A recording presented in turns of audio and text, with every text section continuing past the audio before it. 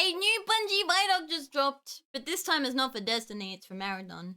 So I'm here with my friends, and we are going to watch it. Yeg. I'm also with my Twitch chat. They're also going to be with me.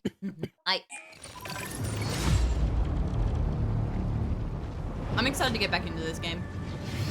Yeah, same.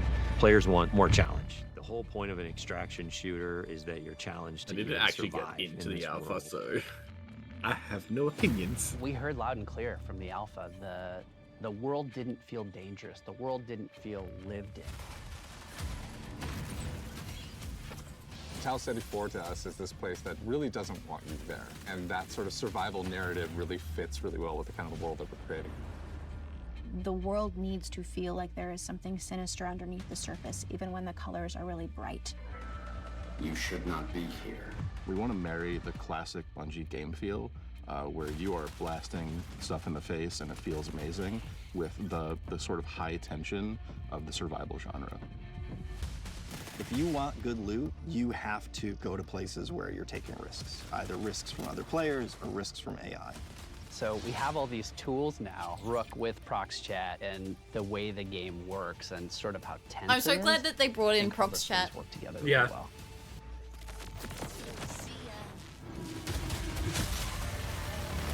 We have another Rook. Come on, stop that. No. Sorry. That would have been a lot of fun. Hey yo, they brought in the grapple? Hold on, we're gonna be grapple melee? Oh hell yeah. I'm still gonna be a hunter and even Marathon. Yeah. The Marathon ship is essentially a ship that we sent out from Earth, an Earth that was overpopulated, to explore and colonize a star far away that we call Tau Ceti. Let's hope they don't bring in the ways, navigator. It's like the tale of humanity trying to go out into the dark void of space, find a place to colonize, and failing terribly at it. Everyone's gone, something catastrophic happened, and it's not just their absence that's important, it's the things that they left behind. The modern race to Tau Ceti all started when a mysterious signal came through the galaxy. The turmoil that sort of ensues gives rise to all these corporations that were invested in this Marathon project, now going, what happened? How do we recoup our investment? And then layered on top of that is the greed and corruption of all of the different factions and corporations and revolutionary groups. In our version of the world, we send people out not just to discover what happened, but also to collect from the things that remain there, and those people are runners. As a runner, you're a biocybernetic mercenary who's traded their human body for a biosynthetic one. You're not an unkillable god slayer. You are a mercenary, a disposable mercenary. You will live, you will die. They are not people. You are the person. You go into that shell and adopt the personality matrix that is specifically designed to help you do the thing that you need to do. And you've been hired by these factions to come to Tau Ceti to scavenge it for anything that might be of value. As a runner, you've left your body behind. You've traveled light years so that you can have access to the ultimate payday. With extraction shooters, it is all about survival. There are other people who want the same things that you want, and it's up to you to best them. But there's quiet periods where you're listening for the anticipation of something. Could there be another crew in the distance? Did I just hear a gunshot? Did I hear AI just alert? I am so ready. A little buddy. Wait, who's the little guy up in the top left? And then there's the loud bombastic action moments where the minute something is alerted, the minute you're in that fight, We've got Arc Souls in this too. Oh my. You don't seem to be shooting. Players particularly pose a lot of danger to you. They can make a lot of decisions that you might find illogical and completely trick you into scenarios. I do like the design of the double barrel. Sometimes the best loot box is another player that you see along the run. So there's a few different ways you can play the game. So one of them is you can play in crew, both with your friends and also through crew fill, which will just match you with 2 other players. You can play solo, and you'll jump into a game with a bunch of other solo players. In solo, I think the stakes are a bit higher, right? You have only yourself to rely on. You still have proc strat, so you can call out to other solos, but you know, you are playing a tense alliance game where It's really up to them whether or not they decide to honor or respect that alliance you might have created. It's all about figuring out what's your investment, what's your stake, when to get in, when to get out, and when to kill the other guy. Being good at Marathon is like playing poker with guns. I've lost that then. Yeah, you're done for. One of the things we've really focused on is making sure the environments are selling the tone we want to hit with the game. We've brought a little bit of groundedness, a little bit of grit, a little bit of darkness, a little bit of that mood that kind of is necessary for an extraction shooter to feel dangerous. Our biggest goal has always been player immersion. We're trying to keep everything as believable and realistic as possible. So we cranked up all the material responses, feel accurate, feel realistic. You know, you'll get gloss, you'll get crud and mud. And no one of those things is all that sexy, but when you layer in just a little bit more, you know, responsive to light, a little bit more responsive to the player, things will part, water will pool. Layer in all these different things, the world becomes much more alive. It feels like a real place. And then when you're feeling like a real place and you feel in danger, now your run matters. Visually, this looks so much better.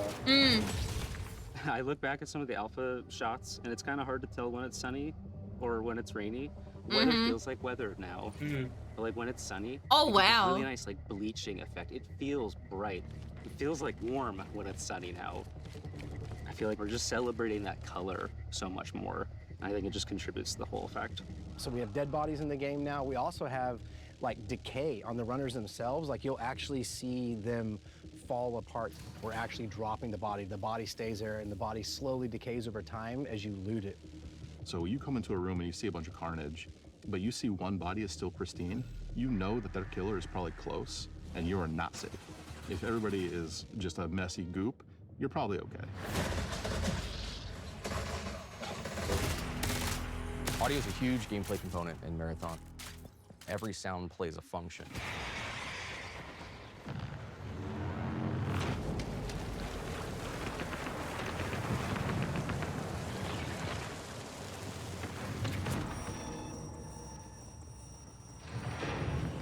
Definitely looks way better than what I saw in the alpha.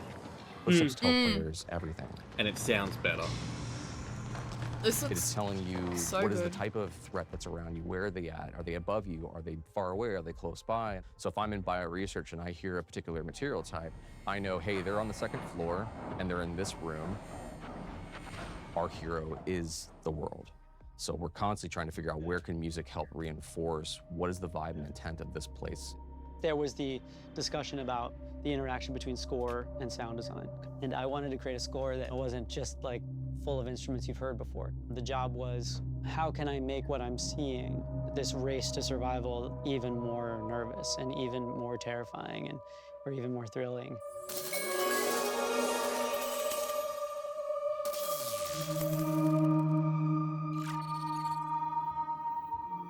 We have 4 zones, and each one of those zones has its own sort of approach to kind of level design and what it asks players to kind of think about and do.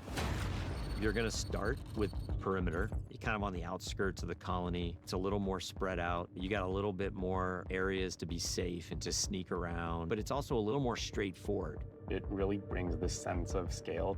It sits like in our fantasy as expansion site for the colony on the very edges of where they had settled on Tau Ceti. UESC are also there trying to understand what has happened and secure the area. Death is a part of Marathon. It happens a lot, even on perimeter, which we talk about as a more friendly zone to new runners. You are still gonna die a lot. Attention, unauthorized runner. You are trespassing in a military security zone.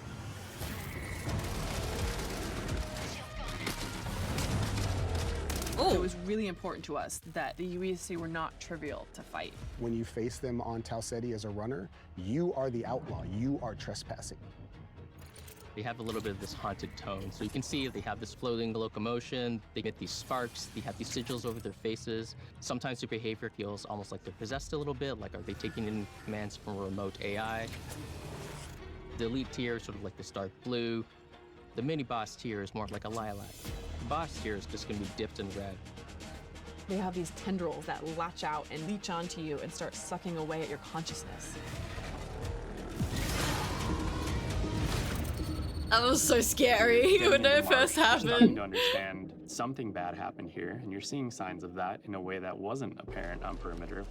On Dire Marsh, we've got the anomaly, and it's this strange alien entity that has erupted up out of the ground. You're really feeling signs that this is more of an epicenter of where things went wrong on this colony. It's got a different style of gameplay. It's more like a central complex that is rich with overlapping areas and regions that you can find yourself kind of bleeding from one encounter to another. It's a great map to go in when you just want some action, and you're gonna need. I liked this map in the alpha Each when map we has played. different weather systems. It has different dynamic events that can happen, and your approach to them is never going to be consistent. One of the needs that The stakes felt higher on that map. we should have is more challenging PvE activities. Each of our zones has these bigger events that don't happen every session, but when they do happen, you'll know they're happening.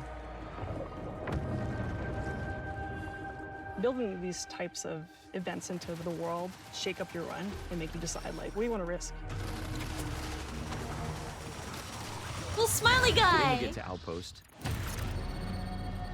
an Outpost is a more functional, thriving UESC facility. There's scan drones flying overhead, the UESC's everywhere, there's tripwires, there's a weather hazards. It's a lot of stuff you're up against from the get-go. Outpost is a smaller map, but it's also a lot more vertical. It's built around a specific building that we call the pinwheel. This is just this meat grinder of a structure that's like a corkscrewed building that has nooks and crannies and hallways, and it just becomes a real, real cluster when you're in there fighting.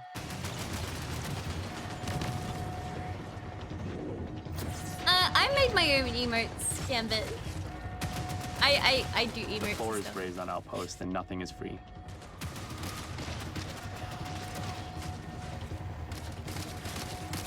The pinwheel hosts some of the best loot opportunities. But it's noisy, players are going to know you're doing it, so there's extra risks.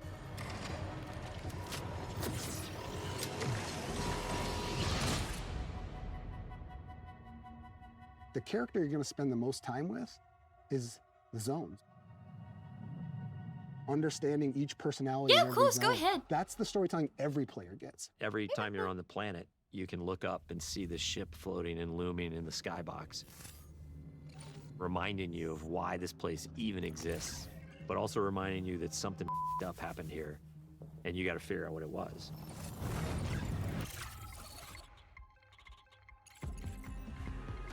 Marathon has a lot of loot in it. It's a huge pie. There's a ton of different implants at every rarity. There's a ton of different runner cores. For each runner, there's over 400 weapon mods. Like, it's just an outlandish number of items to collect. There's going to be a really interesting period of discoverability where players sort of figure out, what are the pieces that I have available to me? How do I get them? And how do I put them together into something that's awesome?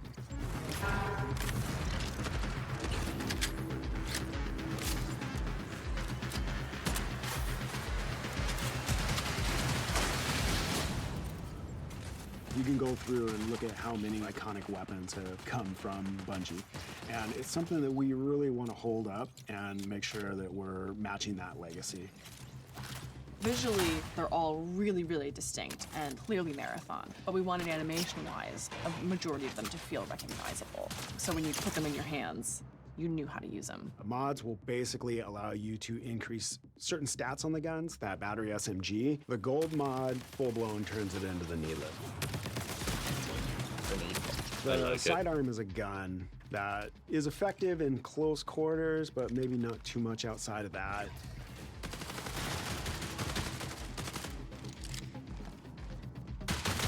But the gold mod on this gun puts a suppressor on it, and then when I kill something with this gun, I turn invisible. And then that lends it to. Wait, didn't other we get build that in the crafting beta? if I mean, the want beta, to the alpha? Sort of stack into how. Oh, did I have that? I swear I had invisible that. can We had a few things that did make you go invisible. Like that was one of the abilities of the character. Can improve stats. You could also, there's one and like we your runner shell's ADS, you went capabilities. invis. So there's lots of different ways to raise the floor of your stats so that you're coming into each run strong. I love the marathon music. It is. It is really good. Like, it feels really alien. Oh, what was What the that? hell? It's like a range. Of some sort? That's cool. Yeah. Runner shells are a bioprinted body that you inhabit when you go down to Tau Ceti to scavenge the ruins of the Lost Colony. Each of our launch shells is really an archetype of gameplay. So if you want to play like a frontline tank, if you want to play a rat character that wants to sneak around, if you want to find those rats, we have a shell for you.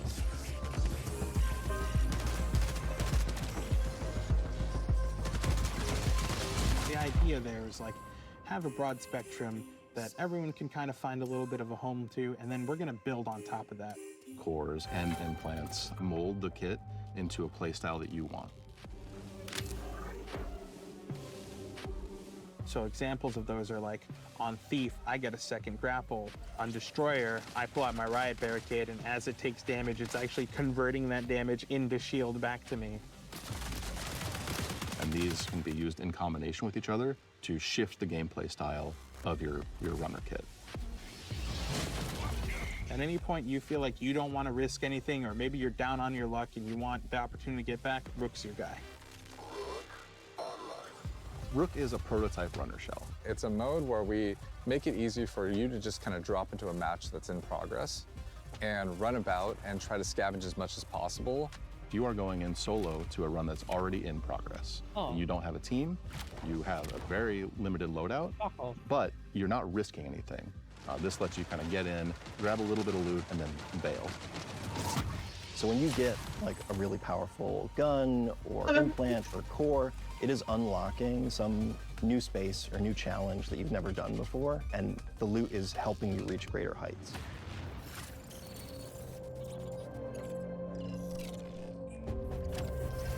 What the hell? Faction agents are such a big vehicle for tone and narrative for the world. Each faction has their own motivations, their own desires, the things they're gonna ask you to do. We've got Traxxas. They're the most powerful corporation in human history. They have very long arms and very deep pockets to kind of get what they want. So they might ask you to go and find specific weapons or mods. Congratulations, runner. Your last performance evaluation was rated on track. If you're a PvP player, one of the factions is called Arachne. They're essentially a death cult. What that translates to is that they're asking you to go and kill other runners. The sacred thermodynamics of violence. Mida is all about destruction. They are going to give you grenades, they're going to give you claymores, they're going to let you blow the place up. And they are irreverent and dangerous. They might ask you to upload this malware into a UESC dropship, and as it leaves, it explodes and careens off into the distance. We have big plans. Explosive, visionary. Each of our factions has an upgrade tree that you unlock progressively as you gain reputation with them. And along the way, you're going to unlock these capstones that are these special upgrades. When you unlock that final capstone, you're gaining access to the best stuff in the market. You're getting gold items. In addition, these faction upgrades can increase your runner's base stats, and those base stat upgrades are permanent for the rest of the season. Season 1. Access denied. Darius, you know me. Did you miss your last round of maintenance? Don't search. Don't dig. Don't question. Darius? Access denied. Hey, Access it's denied. okay. It's just me. You're not alone. The Codex is a suite of achievements, collectibles, audio logs, things that you're finding in Run that we're going to track for you over time. The more you find these items, the more story you're unlocking about them and what their role is in the world, why they're here, who cared about them, why they're as valuable as they are. I'm repeating myself with these entries, but any fears inherent in the scope of this endeavor seem unfounded. Within the Codex, there's a whole bunch of stuff that you can unlock. Runner skins, weapon charms, stickers, emblems, backgrounds for your profile, and titles. So it's everything from your first steps on the world of Tau City 4 all the way through to becoming a vid master and taking on the most extreme challenges.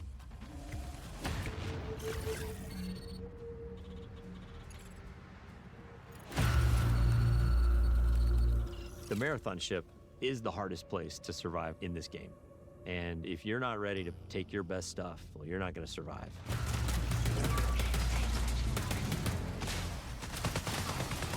It's like a heist for a runner. Cryo Archive is big in and of itself, but it's also cold. It's also hostile. It's gonna test every aspect of the survival game. Probably gonna be forced to run to players in ways you haven't been on other maps. You're gonna run into basically every type of environmental threat you have faced before. You're gonna fight a who's who of the highest tier UESC units, and the UESC are there in this presence you haven't seen before.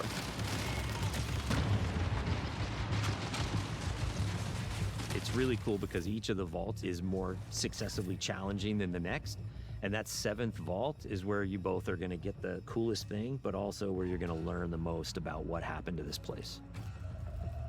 At some point in your journey in Cryo Archive, you might start wondering if the UESC are there to keep you out or if they're actually there to keep something else in.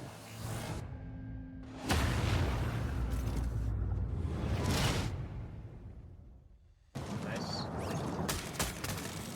The hell is that? I think the thing that I'm most excited about Kinda reminds me of a Marathon Warlock is chess getting piece. into the hands of our players.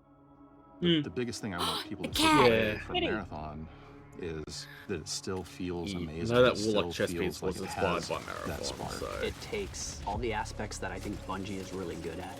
First-person feel and gunplay, the super deep, crazy sci-fi lore, and it mixes up all those things together in a really amazing PvP package. Really comes down to every single discipline that's working on the game. The I can't wait animation to has explore be the good, story in sound this has to be world. good. Everything has to be working in harmony. That's when the controller fades away, the screen fades away. You're just immersed in the world. That is what we're trying to live up to with Marathon.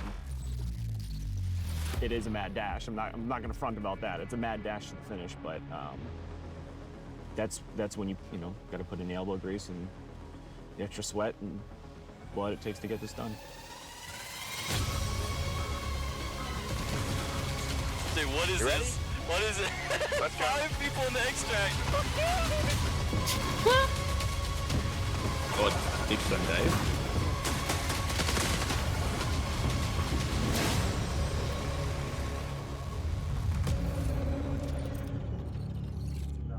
In March! I am so ready. I can't wait. That looks pretty That cool. looks amazing. It looks so much better than Well, the it- alphas. It's cool how they got some ideas from Tarkov at least. Mm. With that basically a scav. Yeah, I haven't played Tarkov, so... I'm still pretty That's okay. skeptical about it. That's but fair. Just have to see how the actual full game, and if they do release a beta, see how that goes. Like, I it definitely looks want way to- better than the alpha. I want to enjoy it and play it just because I miss Destiny guns, honestly. But I don't want to. I don't want to jump back into Destiny because That's fair. Yeah. Happened again. I also like the little drone buddy that was in the. Yeah, thing. that was cute. Yeah. One thing I'm not happy about, where the hell is the pink cat at? Where he at? Bring him back. Sure, we'll There you see it go. soon. I love you. This thing reminds me of a Warlock chess piece. From like It one of also the looks like higher... the Yeah, Diamond the statues. sanguine. No, it's not an exotic. Where is my... There it is. It's from the 30th anniversary, the Bungie 30th anniversary thing. Interesting either way. Yeah. I'm excited for when we eventually get to play it.